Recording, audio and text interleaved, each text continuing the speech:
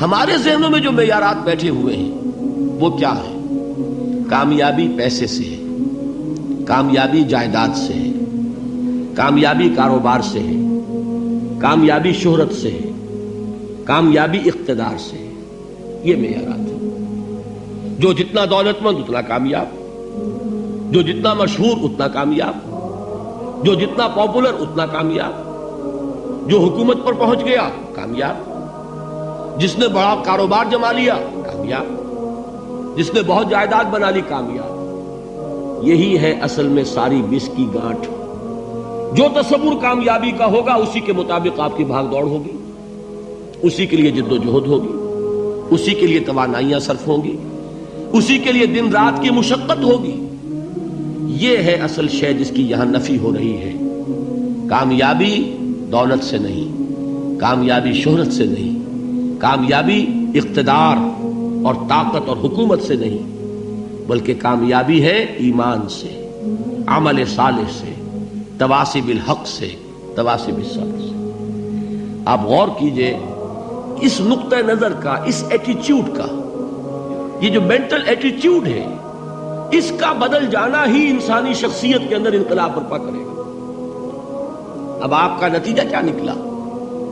اگر تو دولت سے کامیابی ہوتی تو قارون بہت کامیاب تھا، اگر حکومت سے کامیابی ہوتی تو فرعون اور نمرود بہت کامیاب تھے. کامیابی ان سے نہیں ہے. کامیابی انسان دولت میں قارون کی دولت تک پہنچ جائے اور دنیا میں دبدبہ اور اقتدار اور سلطنت اور حکومت کے اعتبار سے وہ نمرود اور فرعون کا مقام حاصل کر لے، وہ ناکام ہے، خائب ہے، خاسر ہے، برباد ہے. اور ابو ذر غفاری کامیاب ہے، چاہے ان کے پاس کچھ نہیں تھا، جھونپڑی تک نہیں تھی، کوئی گھر نہیں تھا. حضور نے فرمایا ہے اللہ کے کچھ بندے ایسے ہوتے ہیں جو کسی محفل میں جانا چاہیں تو انہیں اجازت نہ ملے، جو کہیں اگر رشتہ کرنا چاہے کوئی ان سے رشتہ کرنے کو تیار نہ، کہیں کوئی سفارش کرنا چاہے تو ان کی کوئی بات ہی نہ سنے. لیکن اللہ کے ہاں ان کا وہ مقام ہے کہ اگر بھولے سے بھی کسی بات پر قسم کھا بیٹھتے ہیں تو اللہ ان کے قسم کی لاج رکھتا ہے. یہ ہے فرق. یہ جان لیجیے اچھی طرح. اس بات کا مان لینا آسان، اس پر سبحان اللہ کہنا آسان، لیکن اس کے مطابق آپ کے اپنے ذہن کا بدل جانا بہت مشکل. اس لیے کہ ہم متاثر ہوتے ہیں اپنے ماحول سے. وہ بڑا محل ہے، دیکھ کر ایک دفعہ جھجری آتی ہے، وہ بڑی سی 20 فٹ لمبی کار سناٹے کے ساتھ آپ کے پاس سے گزر گئی. ایک دفعہ اعصاب کے اندر ارتعاش ہوتا ہے، محسوس ہوتا ہے بڑے یہ نصیبے والے لوگ ہیں، بڑے خوش نصیب، بڑے کامیاب. حالانکہ کچھ معلوم نہیں کہ یہی سب سے بڑی بد نصیبی ہو سکتا ہے کہ یہی سب سے بڑی ناکامی ہو. اگر ذہنوں میں یہ بات بیٹھ جائے کامیابی کس شے سے. یہی وجہ دیکھیے قرآن مجید میں بارہا آپ دیکھیں اولئک ھم المفلحون، یہ ہے لوگ کامیاب ہونے والے. آج یہ آپ نے نماز میں وہ آیات سنی، یا ایھا الذین آمنوا ارکعوا واسجدوا واعبدوا ربکم وافعلوا الخیر لعلکم تفلحون. اے ایمان والو، رکوع کرو، سجدہ کرو، اپنے رب کی پرستش اور بندگی کرو اور اچھے کام کرو تاکہ تم کامیاب ہو جاؤ. تو کامیابی کن چیزوں سے ہے؟ یہ ہے سب سے بڑا سبق. یہ ہمارے دل میں اگر بات بیٹھ جائے، ٹھک جائے، تو زندگی بدل جائے گی.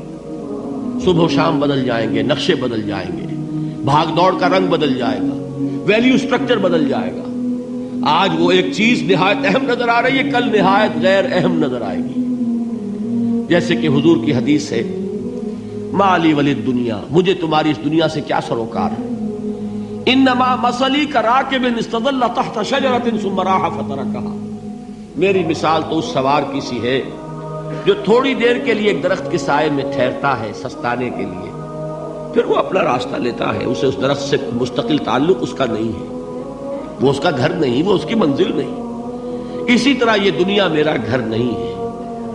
اب دیکھیے ہم کہتے ہیں انا للہ و انا الیہ راجعون، ہم تو مسافر ہیں، ہم اللہ کے پاس سے آئے، اللہ کی طرف ہمیں لوٹ جانا ہے.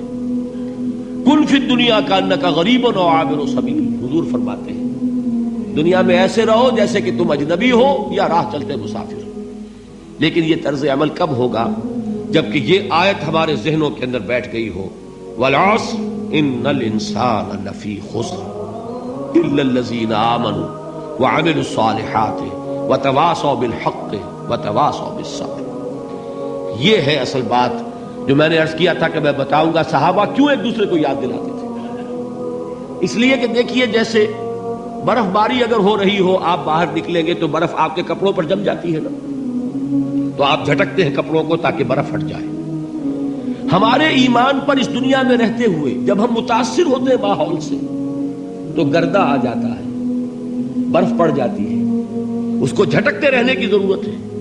اور وہ جھٹکنے کی بہترین اور مؤثر ترین شکل یہی ہے کہ یاد رکھو کامیابی ان چیزوں سے نہیں ہے۔ چمک دمک جو ہے دنیا کی، یہ ساری چمک دمک جو تمہیں رجھا رہی ہے، جو تمہیں اپنے اندر گم کیے ہوئے، یہ لفظ گم پر اقبال کا وہ شعر یاد آ گیا کہ کافر کی یہ پہچان کے آفاق میں گم ہے، اور مومن کی یہ پہچان کے گم اس میں ہے آفاق۔ تم گم نہ ہو کر رہ جاؤ، اس میں مبہوت نہ ہو کر رہ جاؤ، مرعوب نہ ہو کر رہ جاؤ، دنیا ہی کی محبت تمہارے اوپر ڈیرے نہ ڈال دے، تمہارے دلوں کے اوپر مسلط نہ ہو جائے۔